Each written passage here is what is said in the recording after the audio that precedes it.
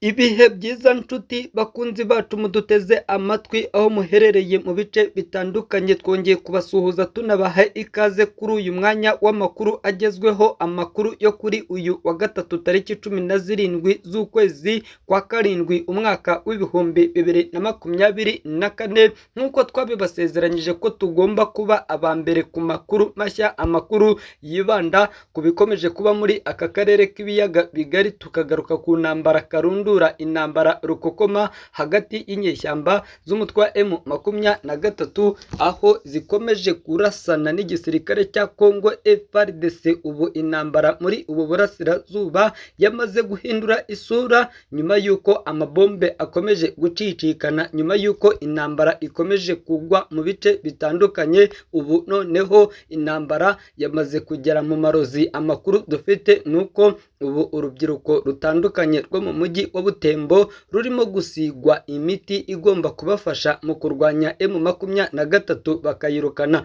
mu bice bitandukanye, bakanayibuza kongera gufata ibindi bice. Ni nyuma y'uko mu rukerera rwo kuri uyu wa gatatu ikiswe ibisasu biremereye, ikiswe amabombe yongeye gucicikana n'umukutano uremereye wazindutse wumvikana mu bice bitandukanye, by'umwihariko hano muri teritwari ya Masisi, mu misozi irimo Kirumba, imisozi irimo Ruvuzandaka, imisozi irimo Bushinda, yose ni imisozi yatewemo amabombe aremereye. Binavuga ko izi nyeshyamba za M23 zahatakarije abasirikare benshi, nk'uko inkuru dukesha ibiro ntaramakuru by'Abafaransa ibitangaza, by'umwihariko na Radio Okapi dukesha iyi nkuru itubwira ko mu rukerera ahagana isaa 9 z'ijoro aribwo indege z'intambara za leta ya Kinshasa zatangiye kogoga ikirere hano muri teritwari ya Masisi mu misozi itandukanye yunamiye umujyi wa Sake. Bivugwa ko mu misozi irimo Bweramana, imisozi irimo Kirumba, imisozi irimo Bibwe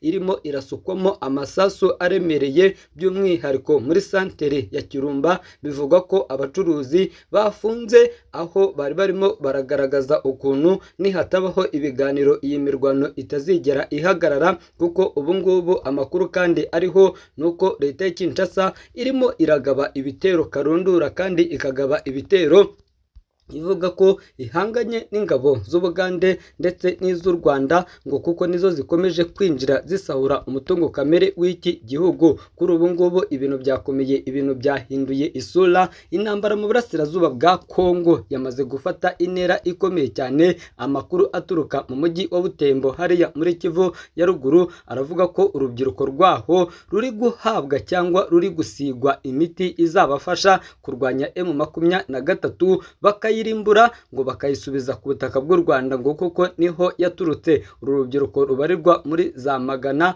rwamaze guhabwa iyi miti igomba kubafasha gutsinda M23 no kubafasha mu kuduma M23 itigarurira ibice bitandukanye, ndetse no kubafasha gutuma M23 itinjira muri uyu mujyi wa Butembo. Abahabwa iyi miti n'urubyiruko rwo mu bwoko bw'Abahundi, nk'uko iyi nkuru ikomeza ibivuga. Nuko iyi miti uru rubyiruko rwatangiye kuyihabwa ku munsi w'ejo hashize tariki 16 z'ukwezi kwa karindwi umwaka w'ibihumbi 2024. Ibyo bibaye mu gihe ku munsi w'ejo amakuru twiriwe tunababwira ari ukuntu muri teritwari ya Rubero, Rucuru, Masisi hiriwe harimo imirwano, dore ko ubu teritwari ya Nyiragongo ariyo itarimo kuberamo imirwano gusa, naho ingabo za Kinshasa zikomeje kuharunda ibitwaro kirimbuzi, zikomeje kuharunda ibibunda biremereye. Binavuga ko ari ukwitegura kurasanira mu kibaya M23 bakayirasa igasubira aho yaturutse. Hagati aho ku munsi w'ejo bundi hashize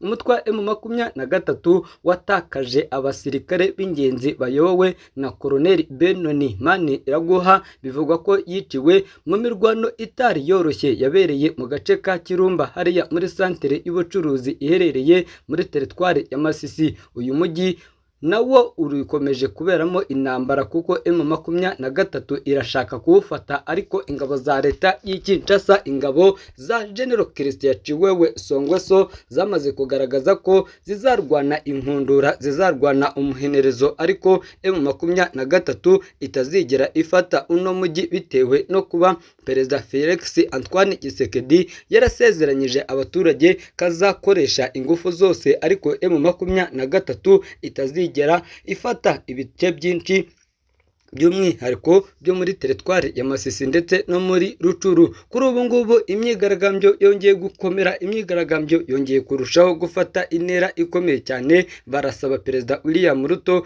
kwegura hakiri kare. Urubyiruko rwongeye gukora imyigaragambyo karundura ku munsi w'ejo hashize tariki 16 z'ukwezi kwa karindwi 2024. Urubyiruko rw'Abanyakenya rwongeye gukora imyigaragambyo ikomeye basaba Perezida w'iki gihugu kwegura ndetse na guverinoma yose. Ibyumweru bibiri birashize imyigaragambyo itongeye kuba nyuma y'uko Perezida William Ruto yari yirukanye abaminisitiri bose mu rwego rwo kwerekana ko yumvise amajwi y'urubyiruko. Gusa ibi byari byabeshywe kuko imyigaragambyo yongeye gukara. Ibiro ntaramakuru by'Abongereza Reuters byavuze ko kuri uyu wa kabiri abantu intsinzi biraye mu muhanda basaba umukuru w'igihugu cyabo ko yakwegura ndetse akegurana na guverinoma ye yose. Perezida wa Kenya kandi arasabwa kwegura ku gitugu mu gihe kuko nawe anengwa uburyo yakoresheje mu gukemura ibibazo biri mu gihugu, bityo ko ingaruka zizaba nawe agomba kuzirengera kandi akazirengera yavuye kuri uyu mwanya wo kuyobora iki gihugu. Ari nako William Ruto yavuze ko yiteguye gukomeza kuganira n'urubyiruko nubwo rukomeza kumusaba byinshi, harimo ko agomba kwegura amavugurura agazatuma Kenya ishyira imyenda ifite bekora ingendo mu misozi, ndetse bakanamusaba ko yakwegura mu minsi ya vuba. Reuters yanavuze ko igipolisi cya Kenya cyagerageje guhoshya iyo myigaragambyo gikoresheje kurasa ibyuka biryana mu maso. Imyigaragambyo ikomeje kuba muri iki gihugu cya Kenya, imaze kugwamo abarenga 40 ndetse abasaga ibihumbi bamaze gukomereka. By'umwihariko amashusho akomeje gukwirakwira ku mbuga nkoranyambaga akomeje kugaragaza ukuntu uru rubyiruko uko bwije nuko bukeye rukomeza kurushaho gufata intera bashaka kwigaragambya mu bice bigiye bitandukanye. By'umwihariko abasesenguzi mu bya politike n'abakurikiranira hafi bemeza ko bizabera hano ku butaka bwa Kenya bizabera ishusho ngari y'aka karere ka Afurika y'Uburasirazuba. Hashize iminsi hari umupasiteri uhanuye ko intambara ya FARDC na M23 ishobora kuba intambara y'akarere kose. Ubu byamaze gushyirwaho akadomo. Leta ya Kinshasa yongeye kuvuga ko igiye kongera kwisubiza ibice byose M23 yafashe. FARDC izigarura uduce twose twari twarafashwe na M23. Ni ibyatangajwe na General Kiborogoza mu ruzinduko umugaba mukuru wungirije w'ingabo za RDC ushinzwe ibikorwa bya gisirikare n'ubutasi Major General Jackson Kiborogoza Nduru yagiriye muri teritwari ya Beni ku munsi w'ejo bundi hashize tariki 15 z'ukwezi kwa karindwi 2024. Yasobanuye ko bafite umugambi wo kwisubiza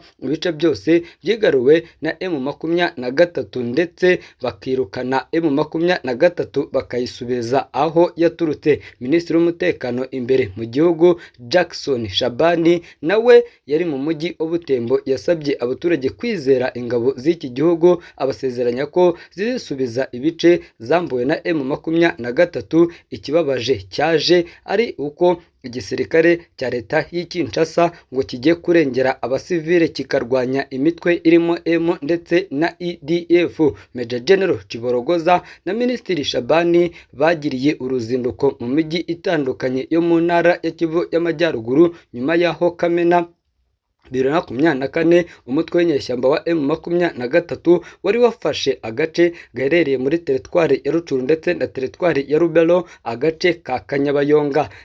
Major General Jackson Kiborongoza Nduru yijeje ingabo ko zifite gahunda ihamye yo kugarura amahoro mu karere nyuma y'aho akarere ka Beni gusa kugarijwe n'inyeshyamba z'umutwe wa EDF usanzwe urwanya leta y'Ubugande. Yagize ati kimwe na EDF natwe ntitwakifuza ko ikomeza guhungabanya umutekano, ibikorwa irimo irakora ikorera abaturage dukomeje kubibona uko bwije n'uko bukeye, turimo gukurikirana uburyo hakoreshwa ubucukumbuzi bakagabirwa rimwe ibitero tukabirunekanira rimwe bagasubira aho baturutse. Uyu muyobozi wungirije ushinzwe ibikorwa bya gisirikare n'ubutasi Major General Jackson Kiborongoza Nduru ku wa mbere yasuye komine ya Mungire iherereye mu birometero 30 uvuye mu mujyi wa Bunia. Uwo muyobozi kandi yagenzuye gahunda y'ingabo muri komine yo mu gace ka Beni yabasiwe n'ibitero by'inyeshyamba z'umutwe wa EDF mu gihe cy'amezi menshi mu rwego rwo guhangana na Jackson Chabani uhagarariye abaturage bo mu majyaruguru akomeza kugira icyizere ingabo za leta ngo zizasubiza mu murongo ibyatandukanyijwe na M23. Yakomeje avuga ko ibikorwa birimo gukorwa n'inyeshyamba z'umutwe wa M23 bikubona kandi babibona uko bwije n'uko bukeye. Igihugu cya Kongo kibarizwamo ibitwe inyeshyamba irenga 30, muri yo harimo umutwe wa EDF w'ibyihebe birwanya leta y'Ubugande. Ibi abitangaje nyuma y'uko Perezida Tshisekedi yamaze gutora itsinda ry'ingabo zikomeye cyane rya Task Force rigomba kumukurikiranira uko urugamba ruhagaze uko bwije n'uko bukeye. Ibi bibaye mu gihe ingabo z'umuryango w'abibumbye ziri ku butaka bwa Repubulika Iharanira Demokarasi ya Kongo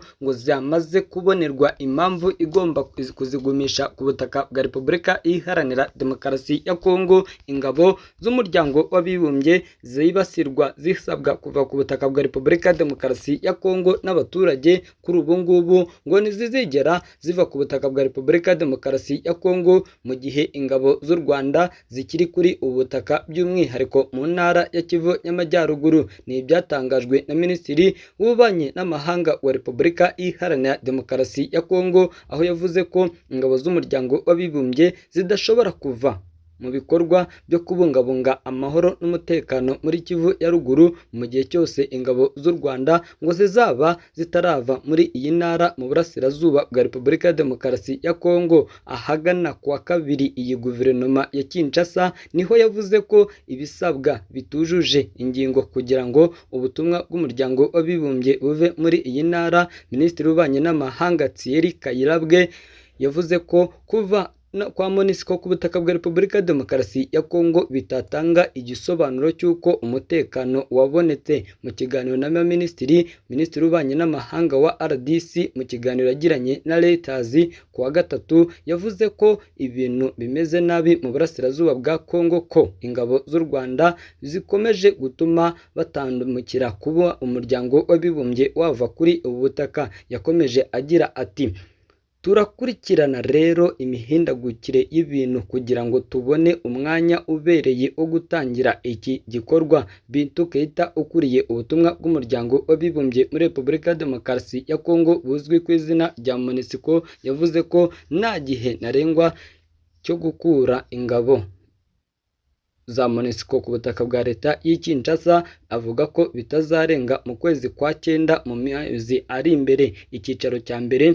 cyarangiye abashinzwe kubungabunga amahoro mu muryango w'abibumbye barangije kuva mu ntara ya Kivu y'Amajyepfo. Kuva burundu kwa MONUSCO yatangiye inshingano kubungabunga amahoro muri RDC, kugeza ubu ikaba ibarirwa ingabo zirenga 10,800 bahindura ibikorwa byabo uko bwije n'uko bukeye. Minisitiri w'Ububanyi n'Amahanga wa RDC yavuze ko kandi ingamba zigomba ruswa mu rwego rwo gutanga umurongo mushya wo kuba ingabo z'umuryango w'abibumbye zitava ku butaka bwa leta y'i Kinshasa mu gihe hagikomeje kugaragara ikibazo cy'umutekano muke. Ibi abitangaje nyuma y'uko imyigaragambyo yabaye mu bice bitandukanye, imyigaragambyo yagiye yamagana ibikorwa by'izi ngabo bavuga ko zimaze imyaka myinshi nyamara nta kintu kizigeze zikora kigaragara, dore ko muri iyi ntambara Kongo ishinja u Rwanda gutera inkunga umutwe wa M, ibyo u Rwanda ruhakana rukavuga ko nta nyungu rubifitemo, rugatanga ahubwo ko leta ya Kinshasa ariyo ikorana na FDLR igizwe ahanini n'abasize bakoze jenoside mu gihugu cy'u Rwanda. Nubwo u Rwanda ruhakana ibi ngibi, raporo y'impuguke z'umuryango w'abibumbye iheruka kujya hanze yemeje ko u Rwanda rufite hagati y'abasirikare 3000 ndetse n'ibihumbi 4 bari muri kiriya gihugu cya leta y'i Kinshasa. Ubu u Rwanda rubihakana kandi rwakunze gushinja RDC gukorana bya hafi n'umutwe w'iterabwoba wa FDLR urimo abasize bakoze jenoside mu gihugu cy'u Rwanda 1994 kugeza na n'ubu ngubu bagikomeje kugaragaza ukuntu batazigera bava ku butaka bwa leta y'i Kinshasa mu gihe ibintu byaba bikomeje kurushaho guhindura isura, kuko leta y'i Kinshasa yabijeje ko izakoresha ingufu zose bagafatanya bagarandura burundu M23, ubundi na Tshisekedi agafatanya n'ingabo za FDLR bagahungabanya umutekano w'u Rwanda. Bikomeje guhindura isura ku mbuga nkoranyambaga, hakomeje kugaragara amakuru yibanda ku matora yabaye mu gihugu cy'u Rwanda. Ngubu Nduhungirehe yakwennye Patrick Muyaya, umuvugizi wa Repubulika Iharanira Demokarasi ya Kongo, akaba na Minisitiri w'itumanaho. Minisitiri w'ububanyi n'amahanga w'u Rwanda Olivier Nduhungirehe yakwennye mugenzi we wa Repubulika ya Demokarasi ya Kongo wa Minisitiri w'itangazamakuru n'itumanaho, wanenze uko amatora mu gihugu cy'u Rwanda yagenze. Ku mugoroba wo kuwa mbere tariki 15 Nyakanga nibwo Komisiyo y'Igihugu y'Amatora yatangaje iby'agateganyo amajwi y'ibanze y'ibyavuye mu matora y'igihugu. Amajwi NEC yatangaje yerekana ko umukandida wa RPF Inkotanyi yatsinze yanikiye Dr Frank Habineza na Muhayimana Philippe bahatanira kuyobora iki gihugu. Umukandida wa RPF Inkotanyi yatsinze ku kigero cya 99.15%. Minisitiri Patrick Muyaya usanzwe ari umuvugizi wa guverinoma ya RDC mu kiganiro yahaye TV5 Monde yanenze uko amatora yagenze, avuga ko amatora yafunze arimo abakandida babiri batavuga rumwe n'ubutegetsi ndetse na misiyo y'indorerezi zidafite isura nziza yari irimo. Minisitiri Nduhungirehe mu butumwa yanditse ku rubuga rwa X asubiza Muyaya yagaragaje ko amatora y'umukuru w'igihugu n'ay'abadepite yabaye mu mutuzo, mu munezero, mu mwuka mwiza mu gihugu cyose. Anasekwa na asa n'ukwena Muyaya yavuze ko nta rugomo rwigeze rugaragara, ndetse nta utavuga rumwe n'ubutegetsi wigeze yiyahura akoresheje imbunda y'amashinigani, ndetse ko nta bikoresho by'amatora byigeze bitererwa hejuru ngo babyibe bashaka kunyereza amatora. Anavuga ko izi neza zose Nduhungirehe yagaragaje nta cyigeze kitabaho mu matora, nta cyigeze gihungabanya amatora mu gihugu cy'u Rwanda nk'ibyabaye mu gihugu cy'abaturanyi. Ni amatora kandi yaciyemo umunyapolitike Shibroni Okende wari umuntu wa hafi w'umunyapolitike Moise Katumbi mbere y'uko Gashyantare uyu mwaka urukiko rwemeza ko yiyahuye, ibyafashwe nk'ikinyoma cyahimbwe n'ubutegetsi bwa Kinshasa. Nduhungire kandi yanagaragaje ko nta mvugo zuzuye urwango zigeze zigera ahagaragara mu gihe cy'amatora yo mu Rwanda, bitandukanye no muri RDC, cyangwa ngo hagire umusirikare w'u Rwanda watwitswe kubera Perezida Paul Kagame.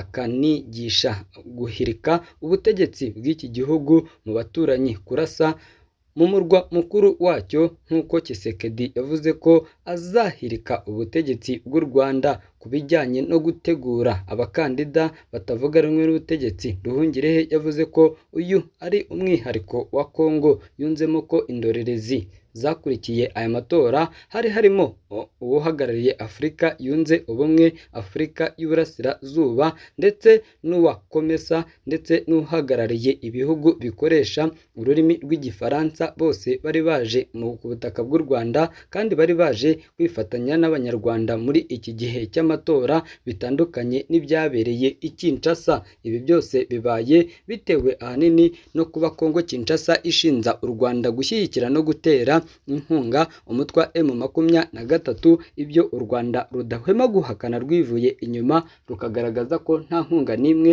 ruha M23, ahubwo Kongo ko yakabaye itandukana na FDLR y'abajenosideri bakomeje gucura uyu mugambi.